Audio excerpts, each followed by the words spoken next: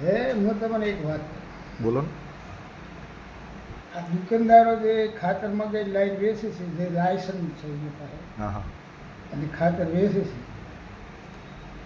એ લોકોને અહીંયા જે ગ્રાહક આવે ને આધાર કાર્ડ લઈને ખાતર લેવા આવે છે. બરાબર.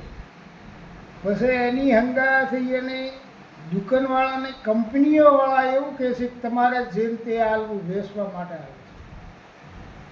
ખેડૂતને જરૂર ના હોય ઈ તો એને તો બસ ડબલ પૈસા આલીને લઈ જવાનું થાય. બરોબર. તો સરકાર કહે છે કે ખાતર હારી કોઈ આલવાનું નહીં. તો સરકાર ઓમ દુકાનદારોને આવું કહે છે, તો આ કંપનીઓવાળા અહીંયા હંગાથ જે આલે છે તો એને ચેમ કોઈ કહેતા નથી કે તમે ભાઈ આ કંપનીવાળા હોય ને શું કેમ હંગાથ આલો છો ને આ હંગાથ વેચવાનો નથી. ટાઈમે ખાતર તો મળતું નથી, અમે લાઈનમાં ઊભા રહેવું પડે. બરાબર. એક બે થેલી હાથમાં આવે, હવે જેને 5 થેલીની જરૂર છે એને 2 થેલી મળે. બરોબર. પછી પેલા બીજા કાળા બજારીએ વેચી મારે દોઢો ભાવ લઈ લે અને એને કોઈ કશું કહેતું નહીં. પેલો ખેડૂત આધાર કાર્ડ લાઈનમાં આવીને ઊભો રહે એને ખાતર પૂરું તો મળતું નથી. મારું કહેવાનું એમ છે કે સિઝનમાં 3 ફેરા ખાતર ખેડૂતને જોવે અને 3 ફેરા ખાતર જોવે એમાં ટાઈમે કોઈ દાડો કોઈ મળતું નથી. આ દારૂની જે સખત બંધી છે આપણામાં, તો દારૂ 24 કલાક નેટતો જ નથી, બધે મળે છે. બરાબર. દારૂ બધે વેચાય છે. આ ટીવી હમાસા ત્યાં જેટલી ઠેકાણી પકડાય છે એ બધી છે.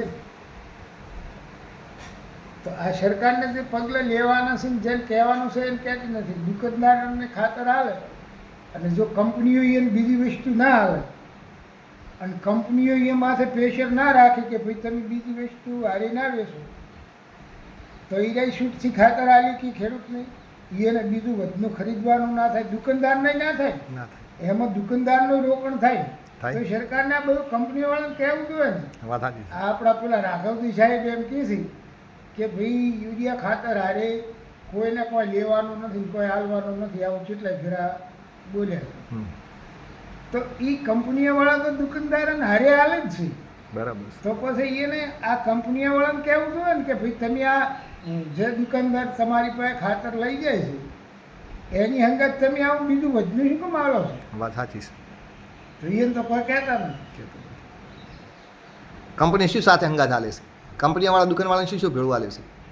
કંપનીવાળાને પેલા નેનોના ડબલા હાલતા, હા પછી બીજું કોઈ ખાતરની કીટું હાલતા હોય. હા હા આવા વહીને પકડાવે ને ખેડૂતને હવે જરૂર ના હોય. બરોબર. હવે 2 થેલીવાળાને એને 2 થેલી ખાતર લઈ જવા હા હા એને 540 રૂપિયા જોઈએ. હા એ 540 હંગા છે ને બીજા 300 રૂપિયા ખરીદવા, 300-400 રૂપિયા બીજો ખર્ચો કરવાનો. હા હા હવે જેની એને જરૂર જ નહીં. બરોબર.